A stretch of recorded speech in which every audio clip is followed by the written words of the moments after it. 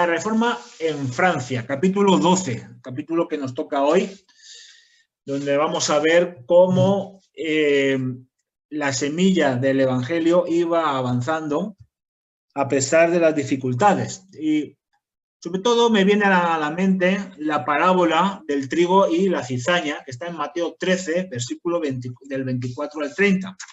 Es una parábola que todos conocemos bien, ¿verdad? En este caso, el trigo podría representar la reforma haciendo una comparación, la palabra de Dios, pero ¿quién sembró la cizaña? Jesús dice que la cizaña la sembró.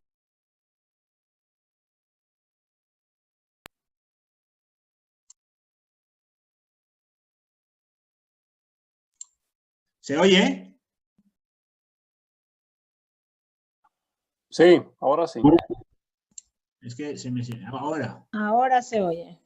Vale, perdón. Es que se había conectado el solo, se había silenciado.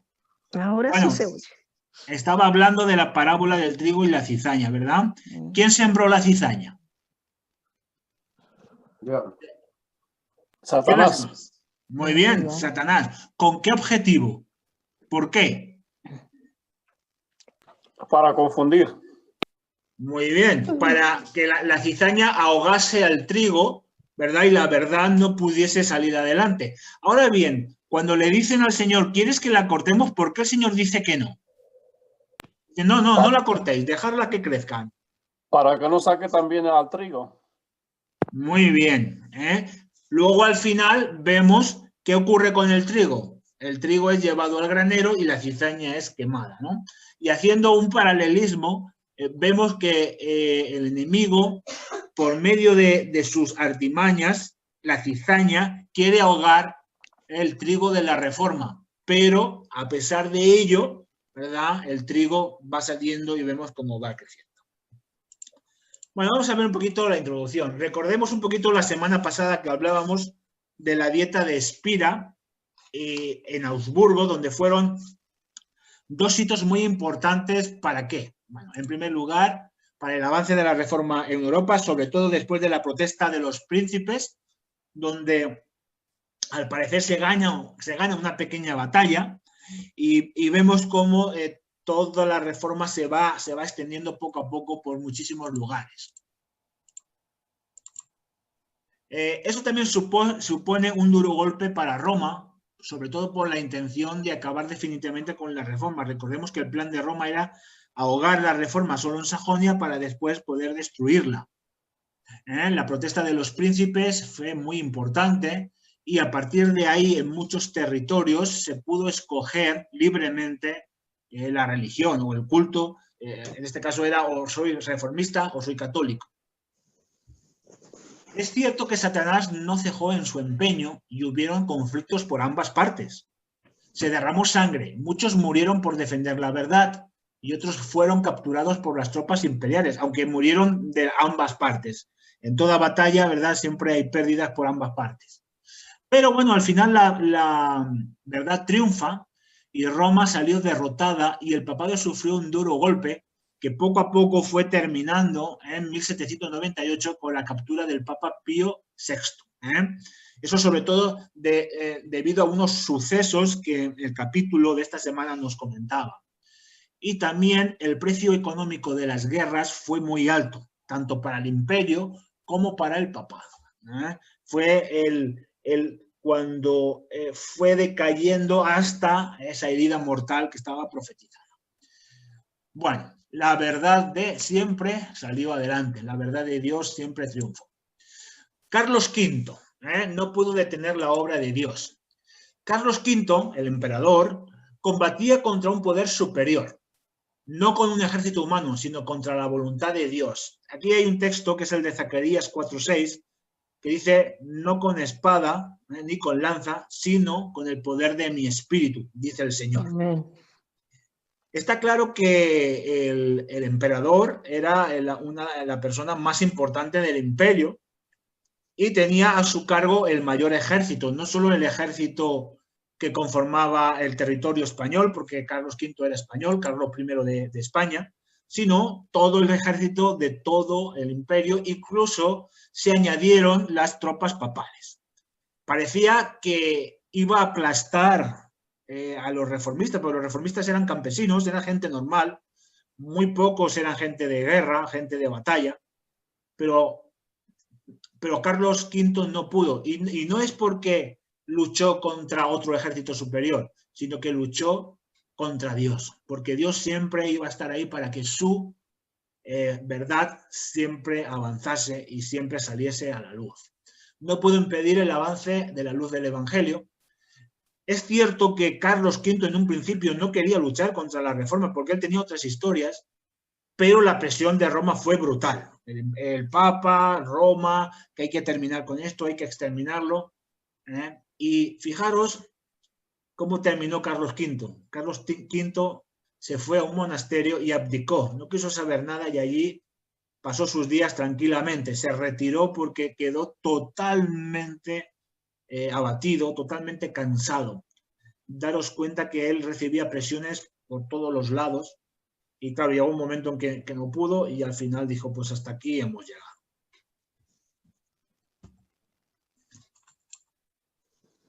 Mientras en Alemania y Suiza muchos aceptaban la Reforma, otros estaban a favor de Roma. Lógicamente hemos dicho que había dos bandos.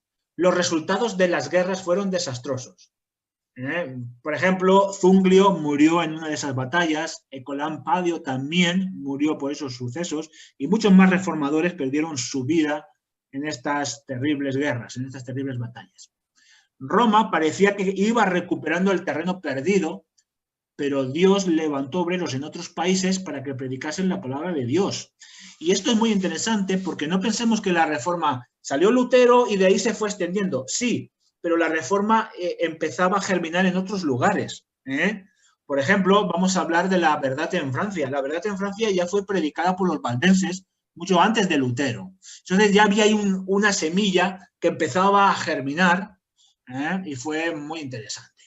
Bueno, en Francia había empezado a amanecer antes de que Lutero fuese conocido en Europa.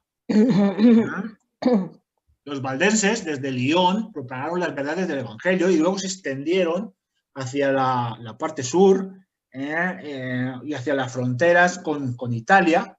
Sabes que al final, sabéis todos que ya lo vimos, que al final se tienen que refugiar en los Alpes, pero desde ahí empiezan a predicar el Evangelio. Y bueno, y ahora nos vamos a la aparición de un hombre muy importante. Fue Jacques Lefebvre. Lefebvre fue un hombre muy importante para que la verdad avanzase en Francia. Nació en Pas de Calais en el 1450 y murió en Nérec en el 1537. Fue humanista, filósofo y teólogo. Para que lo que no sepáis, el humanismo era una ciencia que estudiaba los hitos humanos y especialmente se centraba en estudiar la filosofía de los clásicos, tanto la filosofía griega como la filosofía de los poetas latinos. Se centró mucho más en la filosofía. Él también era filósofo. De hecho, los padres de la Iglesia introdujeron la filosofía dentro de la Iglesia católica, como puede ser San Agustín o Santo Tomás, pero también era teólogo católico. Él era un hombre que defendía el catolicismo. Y era un hombre muy piadoso, que iba siempre a misa, que cumplía con todos los requisitos que la Iglesia determinaba que había que cumplir. Él estudia en París. París tiene una universidad muy importante, la Universidad de la Sorbona. Es una de las universidades más importantes, incluso actualmente, de toda Europa. Y allí fue profesor de filosofía y también enseñaba en el colegio de un cardenal, el cardenal Lemoyne.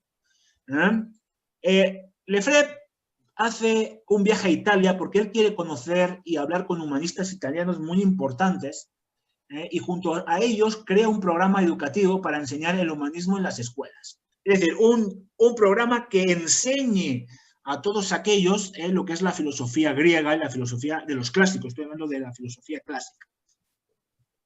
Pero en el año 1508 él descubre la palabra de Dios y se interesa mucho en la palabra de Dios, especialmente en las epístolas de Pablo. él se queda totalmente sorprendido por las epístolas de Pablo y se dedica muchísimo tiempo a estudiarlas. Y cuando él descubre todo esto, ¿qué hace? Empieza, en vez de enseñar esta filosofía, en vez de enseñar el humanismo, empieza a enseñar la Biblia a sus estudiantes. Entre sus estudiantes había una persona muy, muy importante, Guillermo de Brissonnet. Este llegó a ser obispo que acepta también la reforma. Este hombre, Guillermo, es un hombre muy importante porque comienza a reformar en su diócesis y surge un grupo que luego vamos a hablar, un grupo que se llamó el grupo de Meaux. Él se conoce como el obispo de Meaux. En francés es Meaux, algo así, ¿vale?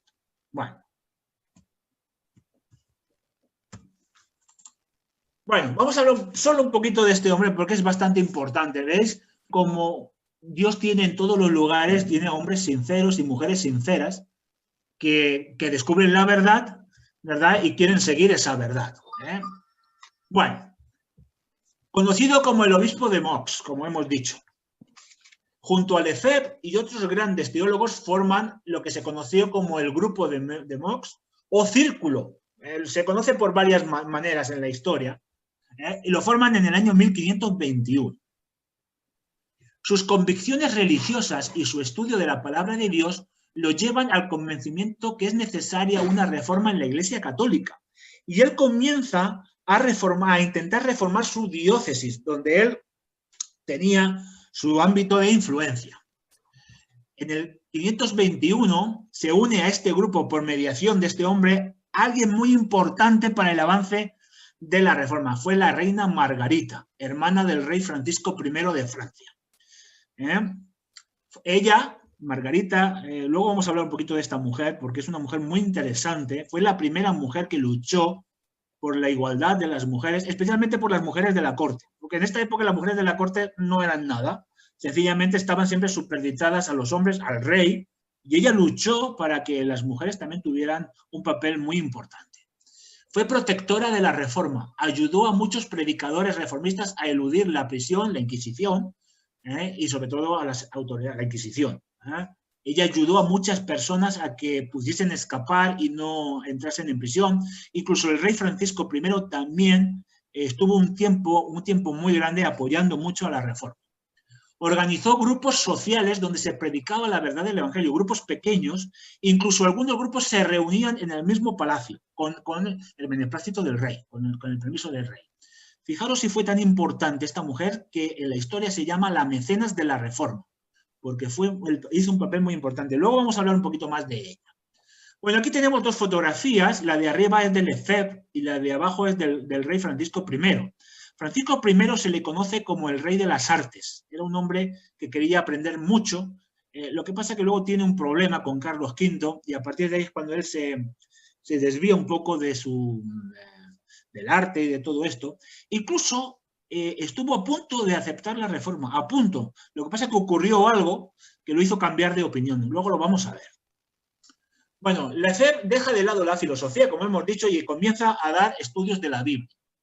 El rey Francisco I casi acepta la reforma, pero está envuelto en unas presiones políticas y sobre todo la presión de Roma lo hacen desistir y entonces se pone del lado del papado.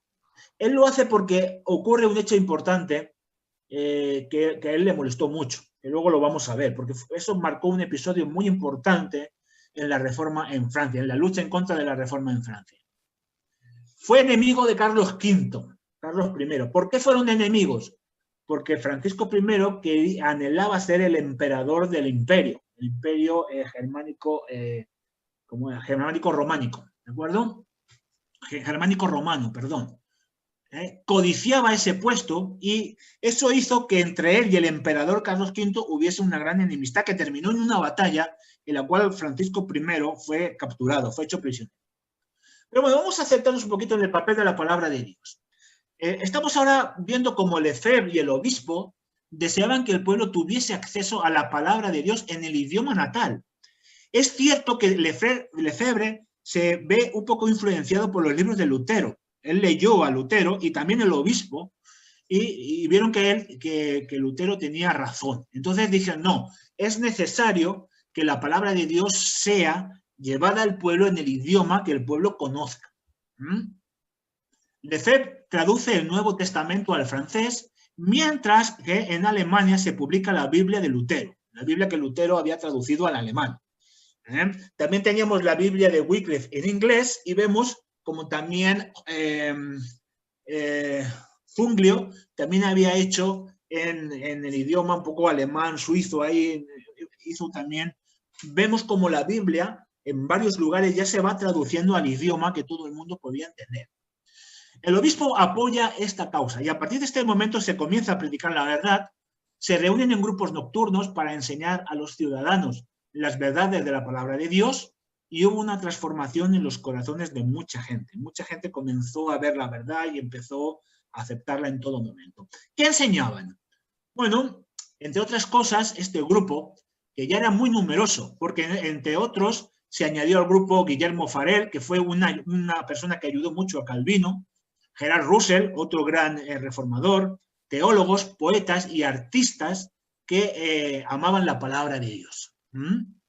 Entre estas cosas, ellos creían que la Iglesia debía volver a los principios del cristianismo primitivo, de la Iglesia primitiva. La Iglesia tenía que conocer la doctrina de Cristo, no la del Papa. Ellos decían que el Papa no tenía que tener tanto poder, sino que el poder lo tenía que tener Cristo. Es decir, teníamos que conocer la doctrina de Cristo. Que la palabra de Dios como única norma de fe y prácticas cristianas. Se rechazó la devoción a los santos, como dice la palabra de Dios.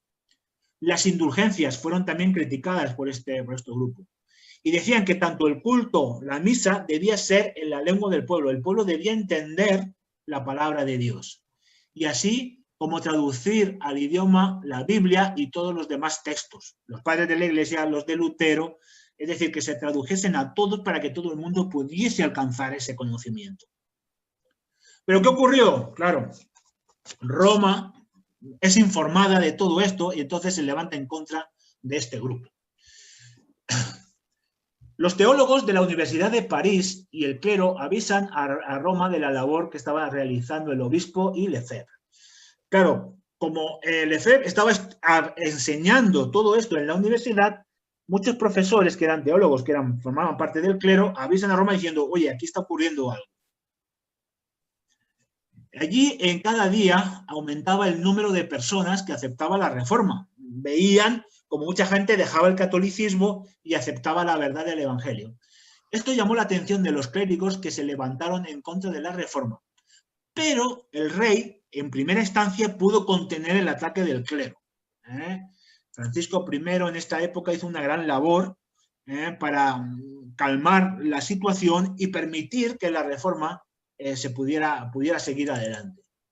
Pero claro, finalmente Roma se impuso. El poder de Roma era tanto que al final Francisco I tiene que no claudica, sino que tiene que abandonar la idea que tenía de defender la reforma. El obispo fue capturado, fue acusado de hereje. ¿Por qué? Porque él públicamente apoyaba a Lutero y a los escritos de Lutero. Y recordad que Lutero, por la dieta de Worms, ya había sido declarado hereje, sus escritos, y todo aquel que los leyese, que los predicase, que los imprimiese, había esa prohibición. Y entonces, como el obispo públicamente había apoyado los escritos de Lutero, es acusado de hereje y le amenazan con que lo iban a quemar. Pero esto le hace que finalmente se retracte y se libró de la muerte, aunque fue declarado inocente por parte del Parlamento francés. El rey aquí lo apoyó bastante, y especialmente la reina Margarita, y es declarado inocente. Y así es muy interesante porque muchos historiadores dicen que este hombre al fin se retractó, pero luego siguió apoyando la reforma. Entonces vemos que a pesar de todo quiso intentar de nuevo reformar su diócesis y finalmente fue encerrado en un castillo, en el castillo de Esmán, donde murió en 1534. A pesar de que él se retracta por el miedo a la hoguera, pero cuando él lo dejan libre, vuelve otra vez a predicar la reforma y vuelve otra vez al grupo y vuelve otra vez a intentar reformar su diócesis. Pero al final, pues el hombre es encerrado en un castillo y allí murió. Bueno, en esta época las hogueras consumían la vida de muchos fieles seguidores de la Reforma. La hermana Elena White declara, ¿verdad?, que fue tremendo cómo las hogueras iluminaban y que a pesar de que mucha gente moría, muchas personas se adherían al movimiento de la Reforma. Ella cuenta que eran testimonios vivos. Muchas veces preguntamos por qué Dios permitió que muchos fieles muriesen en la hoguera, pero lógicamente muchos fieles murieron en la hoguera porque fueron testimonios para otros que aceptasen la Reforma. Muchas veces pensaba que Satanás quería que con el miedo y con la muerte esto se apagase, pero no, la luz brillaba cada vez más. Roma parecía ganar la batalla, el grupo de Mox fue disuelto, Lefebvre tiene que huir a Estrasburgo y Farel se marcha a Ginebra, donde está con Calvino. Parecía la Reforma que había sido aplastada por el papado, pero no fue así. No fue así porque había alguien que todavía tenía poder y todavía quería ayudar a la Reforma. Y aquí está. Esta es la reina Margarita. La reina Margarita, hermana del rey Francisco I, mecenas de la Reforma. Cuando ella ataca al grupo... Bueno, ahora os voy a contar un poquito la historia. Es muy interesante. Solo aquí os presento algunas fotos de ella. Y esta cuando era más niña. Bueno, Margarita y su papel en la Reforma. Es muy interesante porque siempre hablamos de los reformistas, de los hombres, pero hubieron también mujeres. La historia habla de 7 mujeres tremendas para el avance de la Reforma. Y poco a poco iremos hablando de ellas. Hoy vamos a hablar de Margarita, porque tuvo un papel muy importante. Bueno, como hemos dicho, Francisco I estaba enemistado con Carlos V porque Francisco quería ser el emperador. Y esto hizo que hubiese mucha tensión política entre ellos e incluso batallas. Cuando en la guerra Francisco I sufre una brutal derrota ante las tropas de Carlos V y esto supuso que Francisco fuera hecho prisionero por el emperador. La diplomacia francesa, a cargo de la hermana de Francisco, Margarita, consiguen que el emperador firme un tratado de paz que se firma en Madrid y le piden que Francisco sea liberado y devuelto a su condición de rey de Francia. Margarita, con la diplomacia francesa, llegan a Madrid y hablan con el emperador Carlos V para que haya paz en el imperio. ¿Cómo es posible que el imperio con Francia, no, que haya paz? Entonces se firma un tratado de paz que se llama Tratado de Madrid y entre lo que ella pedía era que su hermano fuese liberado. Entonces el emperador Carlos V accede a liberarlo, pero en esta época Margarita vuelve enseguida a París porque es informada de que el grupo, donde estaba Lefebvre, el obispo y muchos más, había sido capturado. Entonces ella, cuando se entera, regresa inmediatamente a Francia. Roma aprovecha que ni el rey ni Margarita estaban para ir en contra del grupo que se había formado. Que ya me habéis dicho que era un grupo muy numeroso. En el 1526, Francisco es liberado y vuelve a Francia. Pero Carlos V le exige que cumpla lo que habían hablado en el Tratado de Madrid. Pero Francisco se niega. Francisco vuelve y dice, yo no quiero cumplir nada, sigo siendo rey de Francia y no cumplió nada. Ya la tensión entre ambos parece que ya había ido poco a poco pasando. Margarita se casa por segunda vez, se casa con Enrique II, heredero del reino de Navarra. Y se convierte así en reina del reino de Navarra. Y es muy importante porque cuando ella viene a España, al reino de Navarra, impulsa desde la Universidad de Navarra la Reforma. Y entre los estudiantes célebres de la Universidad de Navarra hay uno que seguramente conoceréis, que se llamó Juan Calvino, pero hay otro que se llamó William Shakespeare, que también lo conocemos mucho, ¿no? Entonces, esto es importante. Bueno, Margarita, como reina de Navarra, impulsa en la universidad el estudio de la teología de los reformadores, con mucho éxito. Y desde esta universidad salieron grandes hombres que impulsaron la reforma. Juan Calvino, Clemente de Morot, Russell, William Shakespeare. Margarita se dedica a escribir. Es tanto el buen papel que hizo esta mujer a favor de la reforma que la Inquisición española quiere ir a por ella. Pero no lo consiguen por su calidad de reina. No lo consiguen y ella lo que hace es que se pone a escribir otra vez, a luchar por los derechos de las mujeres y sobre todo por las mujeres de la corte y por la reforma. Tanto es así que escribió muchísimos libros y muere en el año 1549 a los 57 años escribiendo libros a favor de la reforma. Entonces esto hizo que esta mujer impulsara un poco todo esto. Bueno, nos volvemos a Francia, hemos ido a Navarra, ahora volvemos a Francia. ¿Qué está ocurriendo aquí? Bueno, aparece otro hombre muy importante, Luis de Berquín. Nace en 1450 y muere en 1529. Este hombre era abogado, legalista, era funcionario de la corte y muy influyente entre la familia real. A ver, vamos a ver. Era de familia noble. Hay mucha bulla. Pastor, por favor. Celoso de oír misa y de las tradiciones de la iglesia. Fue impresionado por el estudio de la Biblia y de los escritos de Lutero. Él concluyó que en la Biblia no encontró las doctrinas del Papa, pero sí encontró las doctrinas de Lutero. Esto le hizo ser encarcelado en 3 ocasiones con el cargo de herejía, aunque su amistad con el rey le supuso que fuese liberado. También su amistad con la reina Margarita, que aún no habían ido a Francia, porque todavía Francisco I no había sido capturado. Defensor de la verdad, tuvo en el clero su más despreciable enemigo. Este es Juan de Berquín, un retrato que hay de él. Era un hombre muy elegante. Dicen que cuando fue condenado a la hoguera, él se vistió muy elegantemente y en ningún momento tuvo miedo. Bueno, él apela, en su controversia contra Roma, él apela al rey para que fuese juez entre él y Roma. El rey accede y pide a Roma, si tenéis algo en contra de Berquín, demostrarlo con la Biblia. Porque Roma envió a mucha gente para esta gran controversia con Berquín, pero el rey intercede y le dice, no, si queréis algo en contra de él, demostrarlo con la Biblia, no con vuestra sabiduría, sino con la palabra de Dios. Pero a veces el enemigo actúa así. Estalla una gran revuelta en París porque una virgen que había en una calle apareció destrozada, apareció mutilada. Y esto hizo que mucha gente, muchos católicos, estallasen en contra de los reformistas porque le echaban la culpa de lo que había pasado. Nunca se supo quién lo hizo.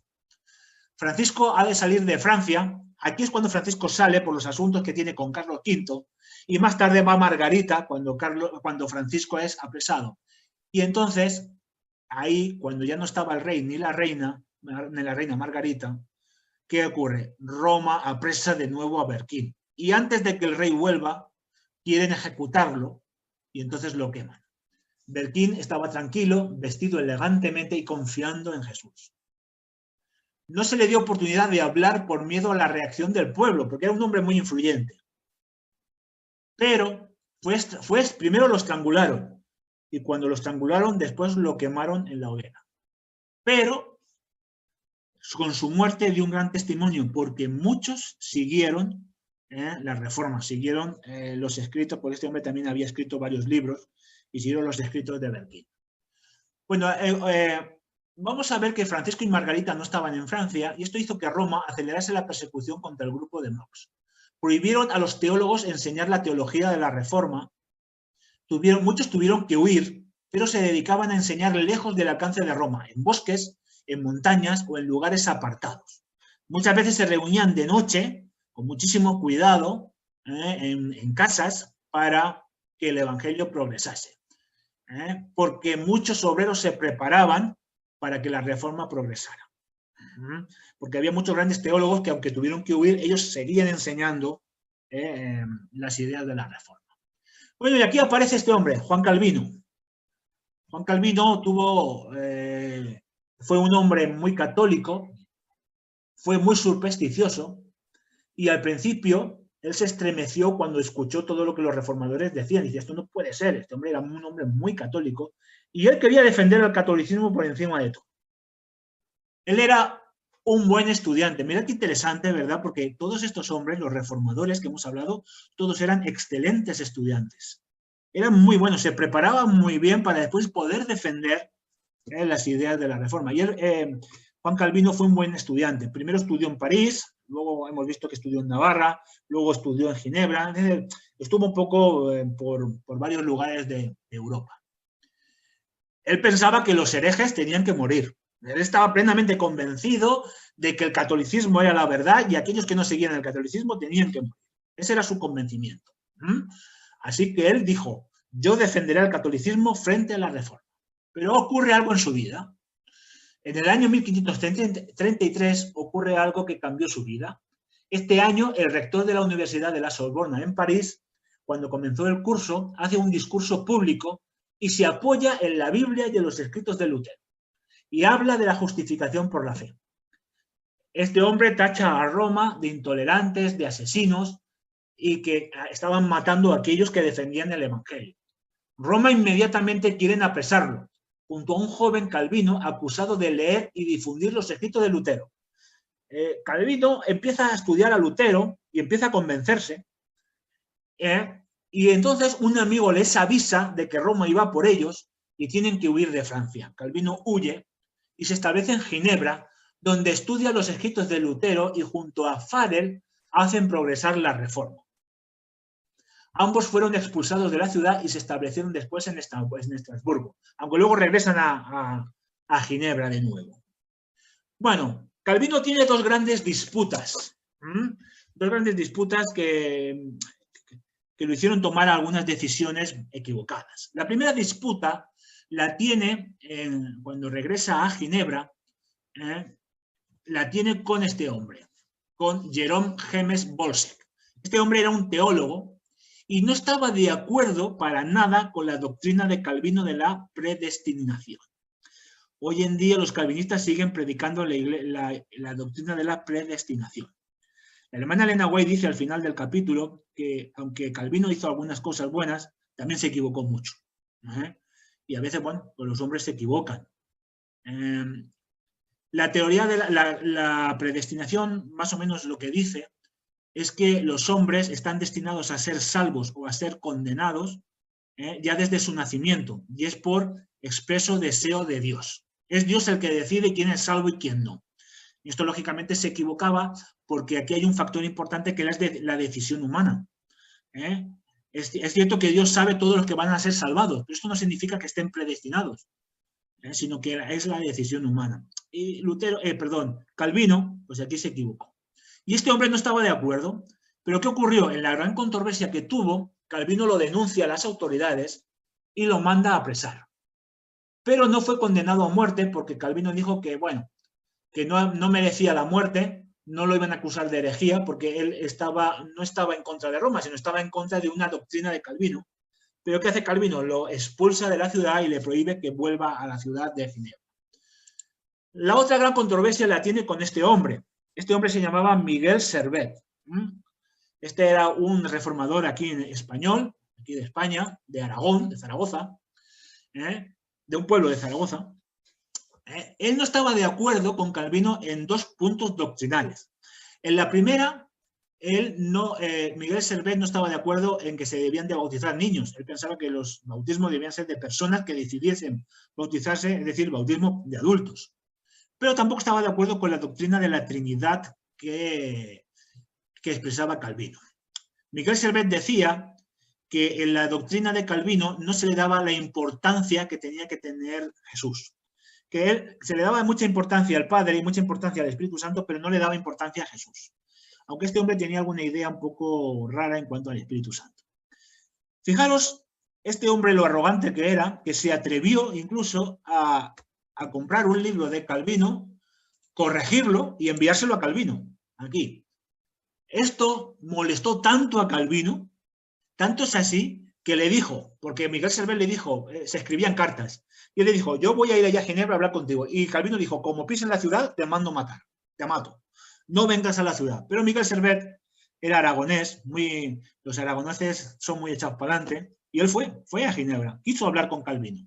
Entonces así que él regresó, él fue a Ginebra y fue a la iglesia donde Calvino estaba predicando. Calvino lo reconoció entre la gente y enseguida lo mandó a apresar.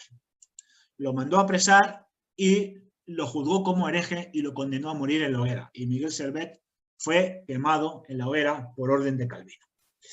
Calvino tuvo un papel importante en Ginebra, es cierto, pero se equivocó mucho. Se equivocó mucho y, bueno, firmó alguna que otra sentencia de muerte. Pero bueno, esto no le quita que tuvo un papel importante. Luego vamos a hablar un poquito al final, porque al final del capítulo, pues la hermana Elena White dice algunas cosas que creo que son importantes. Bueno, mientras vamos a ver los acontecimientos en Francia. Hemos visto que Margarita defendía la reforma, incluso dentro del palacio, se hacían grupos de estudio. Tanto es así que el rey Francisco ordenó que 2 iglesias de París fuesen 2 iglesias para que se predicase solo de la reforma. 2 iglesias importantes en París se abren solamente para los reformadores. Y esto se hizo durante 2 años. Pero, lógicamente, las presiones del clero, las presiones de Roma, hicieron que al final el monarca ordenase que estas iglesias fuesen cerradas para los reformistas. Pero los reformistas seguían predicando en lugares escondidos, en lugares donde podían escapar, en el caso que viniesen las autoridades, y en casas particulares de mucha gente. Mientras los artesanos trabajaban, pues se les predicaba y se les hablaba de la verdad de Dios. Bueno, vamos a ver qué ocurre. Este hecho fue muy importante. Una noche en París, al día siguiente amanece plagada de carteles a favor de la reforma y en contra de Roma.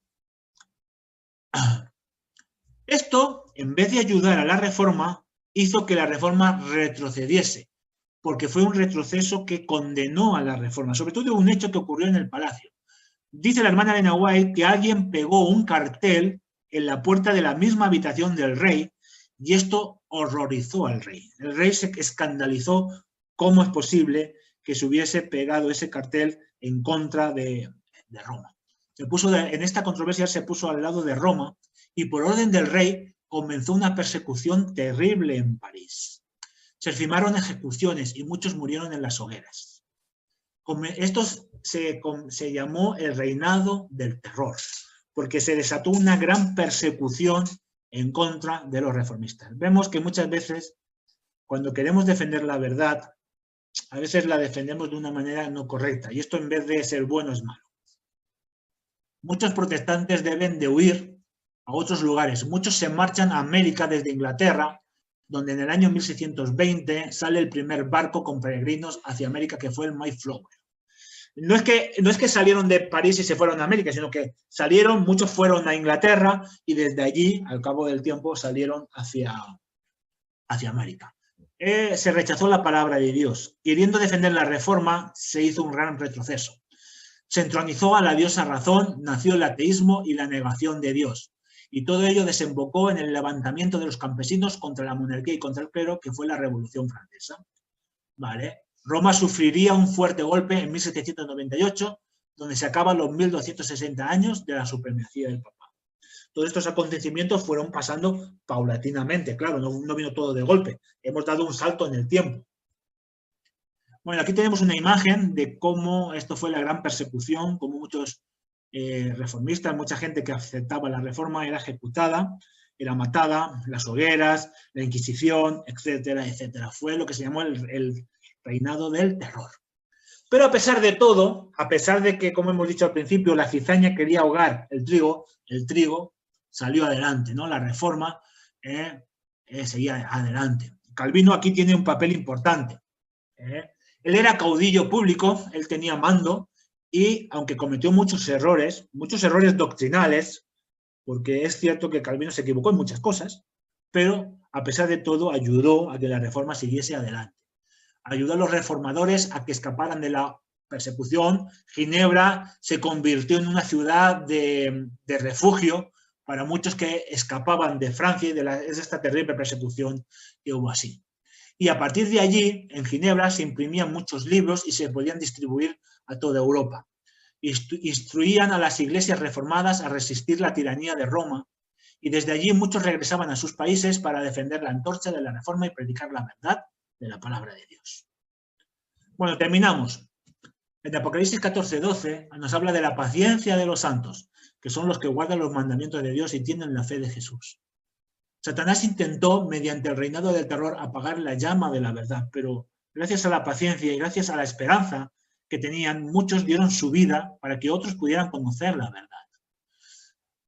Satanás utilizó todos sus medios, poder político, religioso, la Inquisición, la hoguera, la amenaza, la persecución, siempre es lo mismo. Hemos ido viendo a lo largo de otros capítulos cómo es siempre así, pero a pesar de todo la Reforma avanzaba. No lo consiguió por medio de la fuerza, lo intentó por medio de las letras. A partir, sobre todo en el tiempo del fin, a partir de 1798, como con el ateísmo, el mesmerismo, la razón, la ilustración, todo lo que negaba a Dios, la evolución, todas estas cosas que ocurren a partir de 1798, hacia el tiempo del fin, y a partir de 1844, ¿vale? Que es una negación de Dios. Pero Dios siempre ha tenido un pueblo dispuesto a guiar a los hombres para que salgan de las tinieblas espirituales. Todo esto lo vamos a ver, porque vamos a ver un capítulo, después hay un capítulo en el conflicto que habla de la Revolución Francesa. Ahí veremos más en detalle todo esto, pero lo importante es que hombres y mujeres, que a pesar de las muertes, a pesar de las persecuciones, a pesar de las amenazas, alumbraban el camino para que muchos pudieran conocer la verdad. Y toda Europa, y luego toda América, y luego todo el mundo fue iluminada por la luz del Evangelio. Y aquí entramos nosotros, como hombres y mujeres, que también debemos alumbrar con la verdad del Evangelio. Y que el Señor nos dé mucha sabiduría y que el Espíritu Santo nos dirija en todo momento.